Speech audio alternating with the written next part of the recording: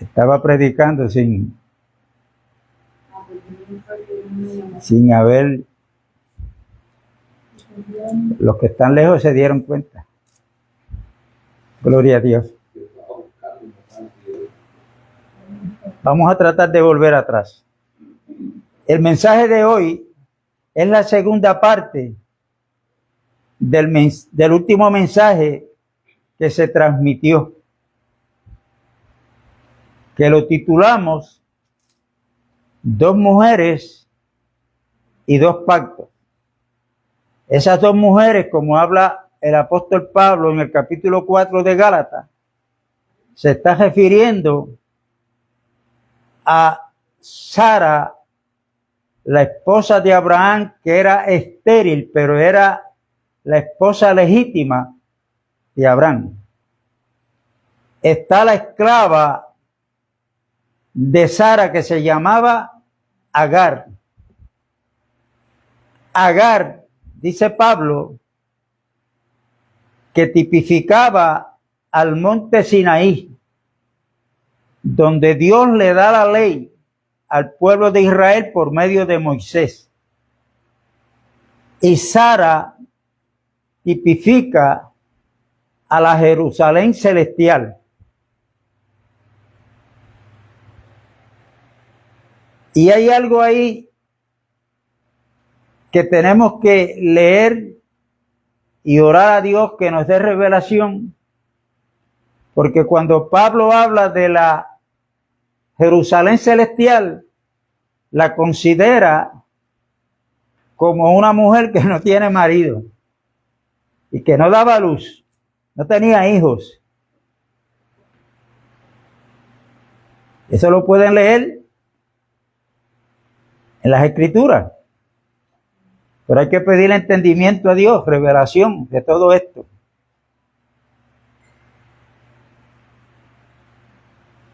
Y esto es bien claro que lo entendamos, lo de Romanos capítulo 7, porque el apóstol Pablo lo que trae para entender lo que es la ley y la gracia y confirmar que la ley está vigente, el decálogo, lo vamos a ver en el capítulo 7 de Romanos. Y Pablo comienza del verso 1 en adelante diciendo: ¿acaso ignoráis, hermano? Pues hablo con los que conocen la ley, que la ley se enseñorea del hombre, entre tanto que éste vive. En ocasiones anteriores yo había traído el ejemplo de la ley de tránsito. Yo voy guiando mi auto por la carretera, paso un semáforo cuando la luz está roja, que se supone que yo no la pasara, y el policía que está en su autopatrulla me ve. ¿Qué hace él? Se me va detrás para detenerme, pero cuando yo veo que el policía se dio cuenta, yo lo que hago es que en vez de detenerme, acelero mi auto. Ya el policía va con la mente: pasaste la luz roja, ahora te vas a la ley de fuga. O sea, el policía va con la mente de cuántos tickets él me va a dar, porque yo he violado la ley de tránsito. Yo sigo a la huida y él sigue detrás de mí. Cuando voy por el camino huyendo, golpeo a una persona en la carretera. Y en vez de detenerme, sigo. Ya hay otra violación ahí, que el policía me va a aplicar el peso de la ley. 5 minutos más adelante, yo tuve un accidente.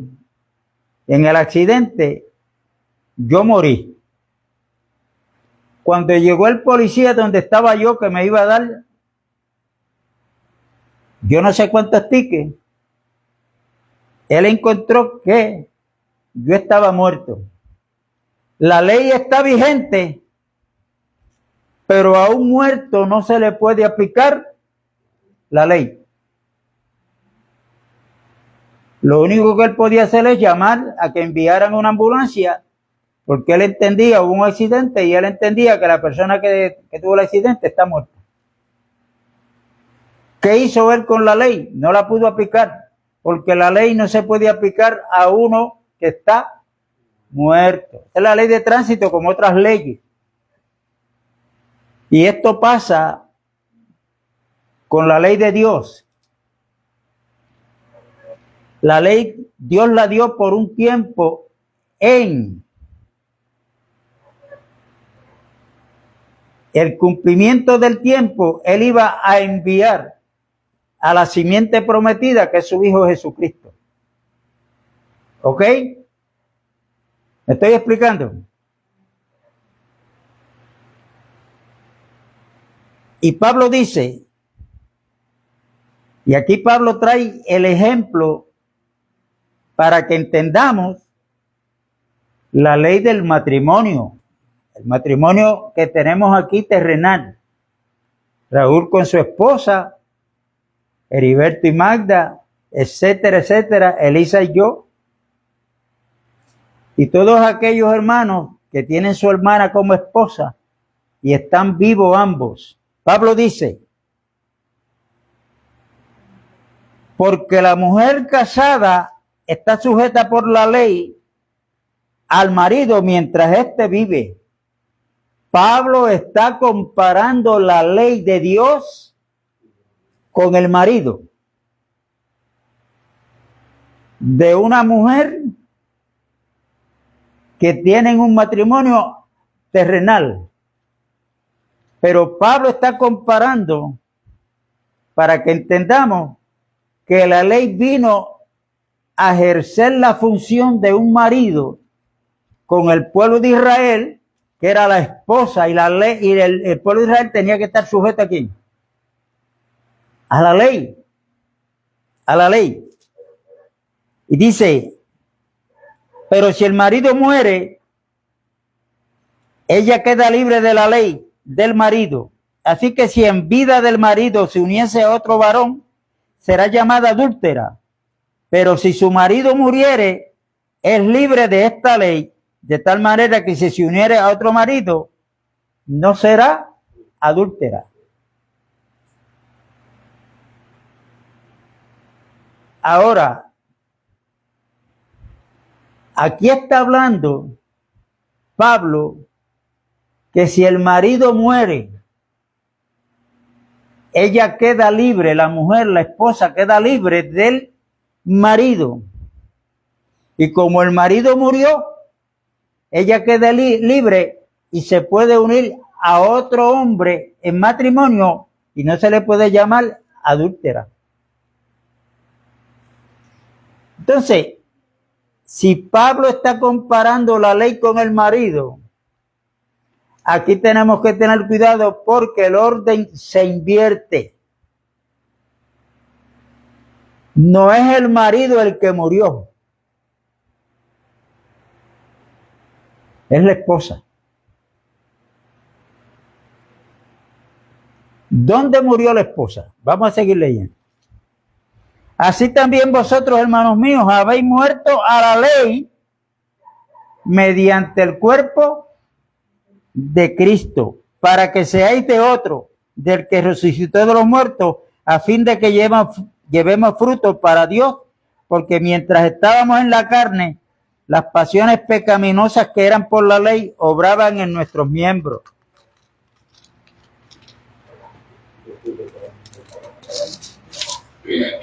Llevando fruto para muerte.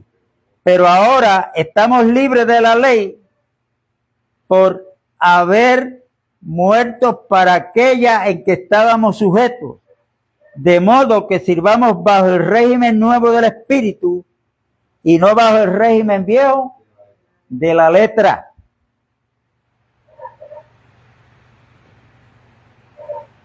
Yo creo que esto no hay que dar mucha explicación,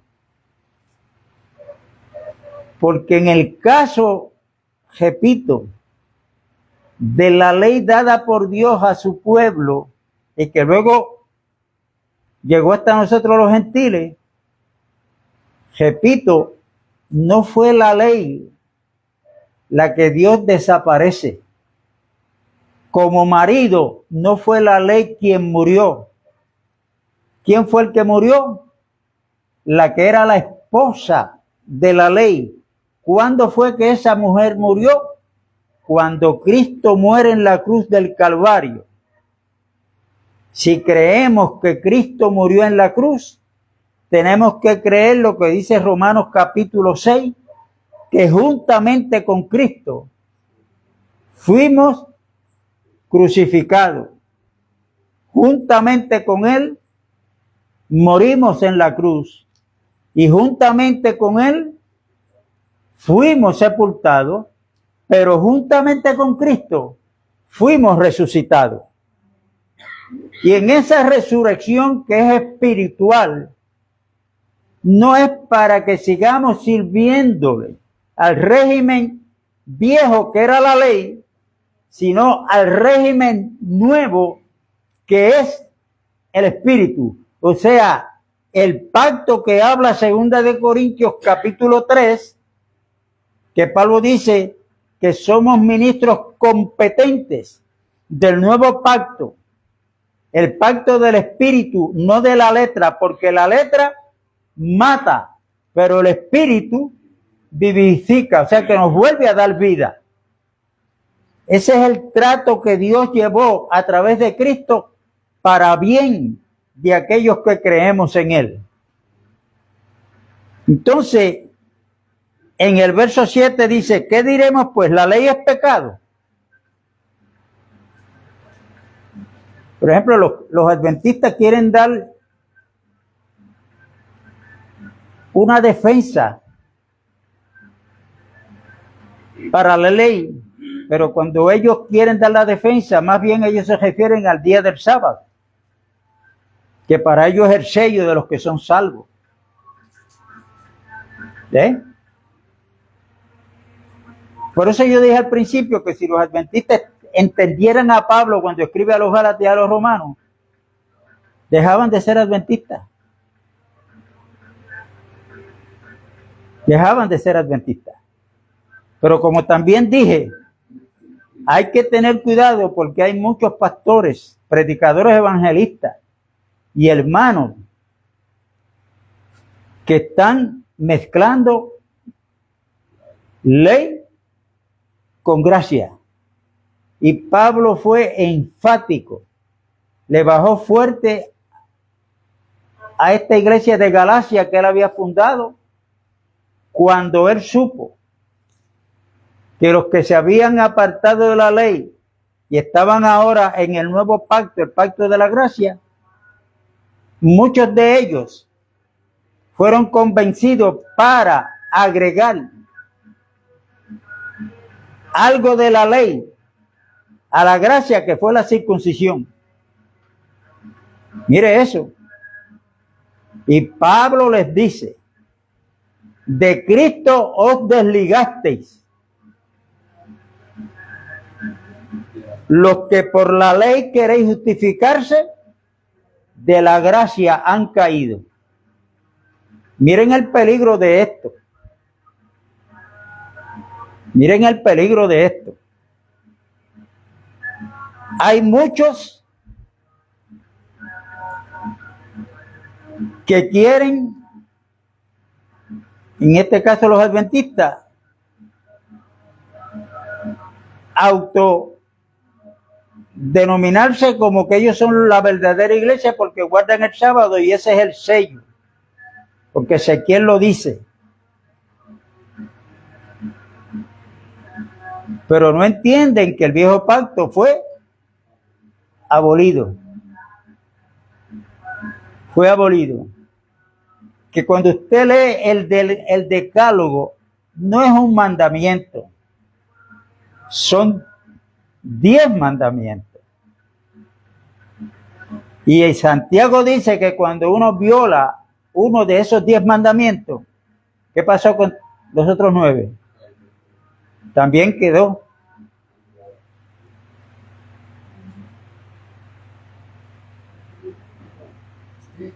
Por violación a toda la ley.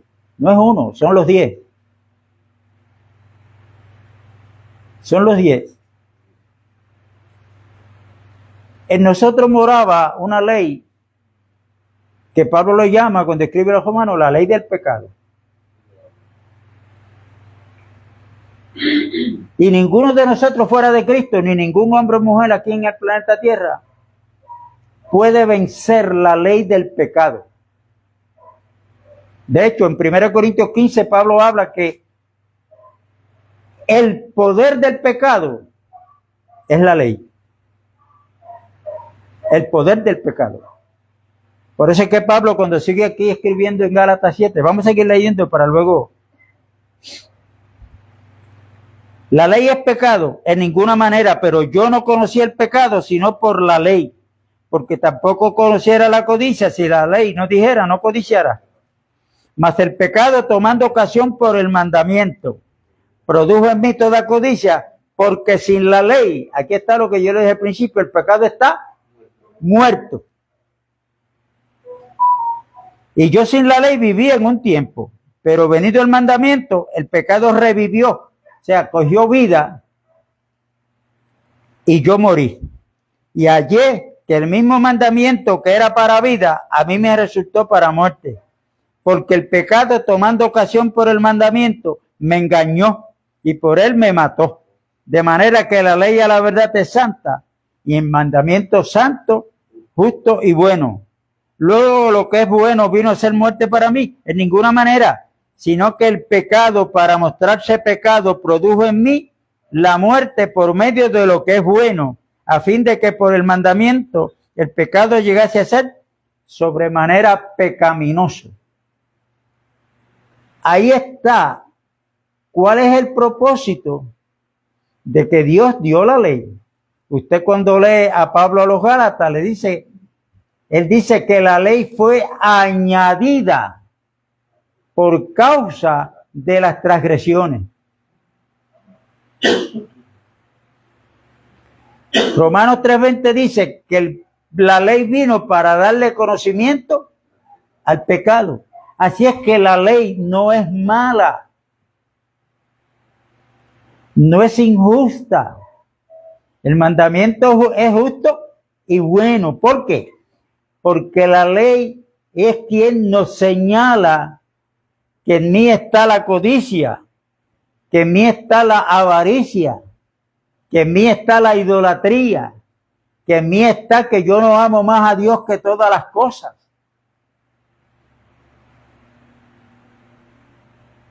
Cuando la ley ve esto que está en mí, lo que hace es que me señala y me condena, me sentencia a muerte, porque la ley o en la ley no encontramos provisión para que nos saque de donde estamos, que es en el pecado. Simplemente la ley le da conocimiento al pecado, nos señala y nos mata. Cuando entonces encontramos que la ley nos señala y nos mata, yo no me quisiera perder. Entonces, ¿para qué sirve la ley? Bueno, para llevarme a uno que dijo, yo soy la puerta.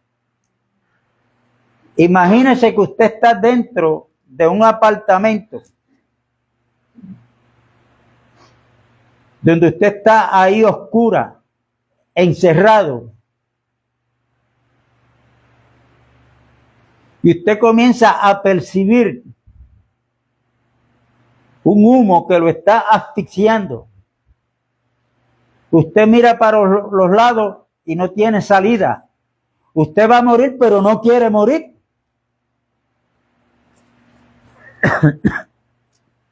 No quiere morir. Y en medio de esa situación, usted oye, usted escucha una voz que le dice, yo soy la puerta. ¿Qué usted hace? Busca a salir por esa puerta. Por esa puerta. Por eso es que en Juan capítulo 10 Jesucristo le dice a los que estaban bajo la ley, que era el pueblo judío, yo soy la puerta.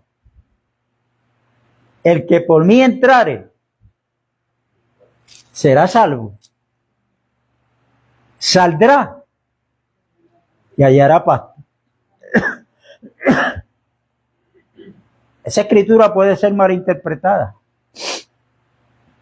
Porque cuando Cristo dijo, el que por mí entrare será salvo.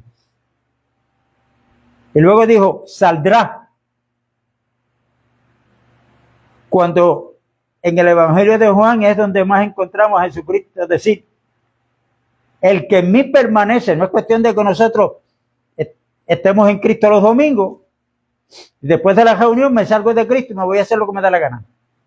Esto fue lo que quiso decir Cristo. Cristo le está hablando, por eso es bueno entender un poquito el momento histórico. ¿A quién le está hablando Cristo cuando Cristo le habla así? Y fue el pueblo judío. Todo judío que entraba por Cristo, ¿de dónde era que tenía que salir? Salió de la ley. Salió de la ley. Ya no está bajo la ley. Ya no está bajo la ley, que ahora está en Cristo, va a encontrar alimento. Cristo le habla de pasto porque el pueblo de Israel es un pueblo que es agrícola, que se dedicaban a criar ovejas. Y Dios los llama ovejas de mi prado. Y cuando Cristo le habla de pasto, lo que quiere decir van a encontrar alimento, pero ese alimento no es el pasto que comen las ovejas literalmente. Ese alimento que ellos van a tener es el mismo alimento que nosotros tenemos, que es Cristo Jesús. Es Cristo Jesús.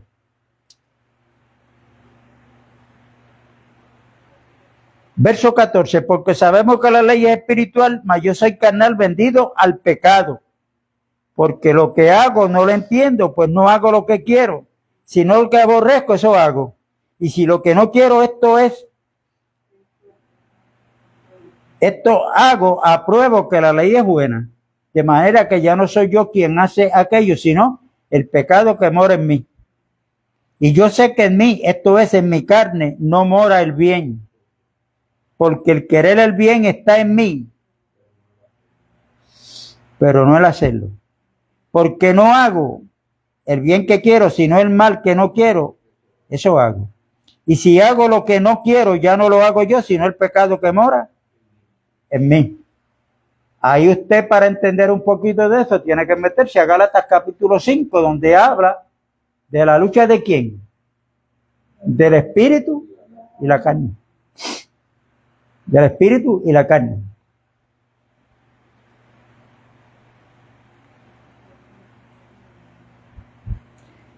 Verso 22, porque según el hombre interior me deleito en la ley de Dios, pero veo otra ley en mis miembros que se revela contra la ley de mi mente y que me lleva cautivo a la ley del pecado, que está en mis miembros. Miserable de mí. Aquí hay una exclamación. ¿Quién me librará de este cuerpo de muerte? Gracias doy a Dios por Jesucristo, Señor nuestro. Así que yo mismo con la mente sirvo a la ley de Dios, mas con la carne a la ley del pecado. Ahora, verso 8, capítulo 8, verso 1. Ahora pues ninguna condenación hay para los que están en Cristo Jesús, los que no andan conforme a la carne, sino conforme al Espíritu. Porque la ley del Espíritu de vida en Cristo Jesús me ha librado de la ley del pecado y de la muerte. Porque lo que era imposible para la ley, por cuanto era débil en la carne, por la carne, Dios ha enviado a su Hijo en semejanza de carne, de pecado, y a causa del pecado, condenó al pecado en la carne para que la justicia de la ley se cumpliese en nosotros, que no andamos conforme a la carne, sino conforme al Espíritu. Porque los que son de la carne piensan en las cosas de la carne, pero los que son del Espíritu, en las cosas del Espíritu. Pero ocuparse de la carne es muerte, pero el ocuparse del Espíritu es vida y paz. Por cuanto los designios de la carne son enemistad contra Dios, porque no se sujetan a la ley de Dios, y tampoco pueden. Y los que viven según la carne no pueden agradar a Dios. Mas vosotros no vivís según la carne, sino según el Espíritu. Si es que el Espíritu de Dios mora en vosotros. Y si alguno no tiene el Espíritu de Cristo, no es de él. Pero si Cristo está en vosotros, el cuerpo en verdad está muerto a causa del pecado, mas el Espíritu vive a causa de la justicia. Si el Espíritu de aquel que levantó de los muertos a Jesús mora en vosotros, el que levantó de los muertos a Cristo, vivificará también vuestros cuerpos mortales por su Espíritu que mora en vosotros. La ley del pecado se mantiene en nosotros mientras estemos en este cuerpo. La ley del pecado está ahí. Usted no puede decir que no, porque en el diario vivir vaya examinándose cómo la carne quiere manifestarse. Por eso es que nosotros, la Biblia nos manda a tener nuestra mente puesta ¿dónde? En el Espíritu. En el Espíritu. Y lo lindo de esto es que Dios no nos ha dejado desprovistos. Ahorita le dije que la ley del pecado sigue en nosotros en este cuerpo de muerte. ¿Ok?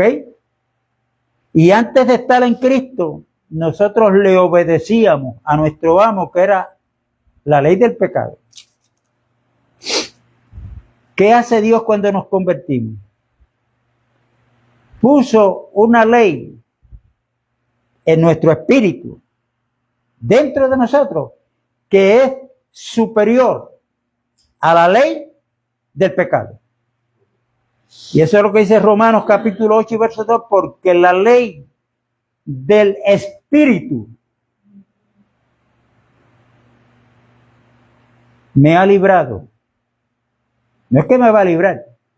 Eso está en pasado y lo tenemos que creer y eso es fe. Me ha librado de la ley del pecado y de la muerte. Y de la muerte. Así es que nosotros tenemos que ir con mucho cuidado, porque inclusive uno puede escuchar mensajes que en vez de ayudarnos, de edificarnos, a que nuestra fe sea edificada, que seamos edificados en la fe, pueden haber mensajes que lo que imparta en nosotros sea la duda. Sea la duda. Nosotros tenemos que tener cuidado cómo hablamos.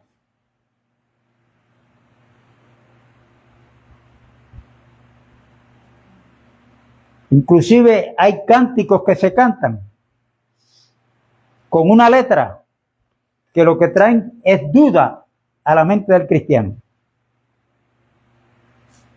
Si nosotros no estamos firmes y hemos estado seguros en quién hemos creído y a quién le hemos creído, puede haber duda en nosotros. Y la duda es lo contrario a la fe, porque nos hace incrédulos. Y nosotros cuando escudriñamos la Biblia, tenemos que ver los hechos, no míos, sino los hechos de Dios, lo que ya Dios hizo en la persona de Cristo. Y ahí nosotros es que tenemos que creerle a Dios, porque como dice la Biblia en Hebreos 11:6, que sin fe es imposible agradar a Dios. Y la fe viene, la fe es por el oír, y el oír la palabra de Dios. Oír la palabra de Dios. Entendiendo esto, vuelvo a repetir, que nos lleva a que entendamos la importancia del estudio bíblico, tanto colectivamente como individualmente en nuestros hogares. Las reuniones que tenemos, las reuniones que nosotros tenemos, tienen que guardar un mismo fin, un mismo propósito. Y es que todo lo que hagamos en una reunión, como dice el apóstol Pablo, que todo lo hagamos para la edificación del cuerpo. Cuando Pablo trae esa escritura, es cuando él habla de los dones del Espíritu Santo, que el Espíritu Santo reparte como él quiere. Y cuando habla de la manifestación de los dones, el apóstol Pablo dice, hágase todo para.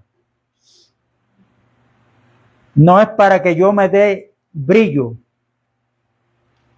en lo que el Señor me quiere usar. No es para que tú te des brillo, ni nadie se dé brillo, sino es que todo se debe de hacer para la edificación del cuerpo, que es la iglesia. Que es la iglesia.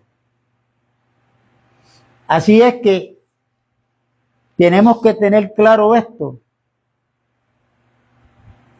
porque si usted se encuentra, por ejemplo, con un adventista, no se ponga a decirle que la ley quedó abrogada. La ley está vigente, pero usted prepárese para llevarlo a la Biblia y decirle,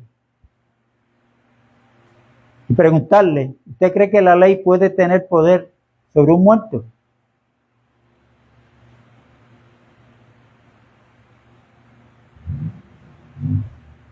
Pues no tiene poder.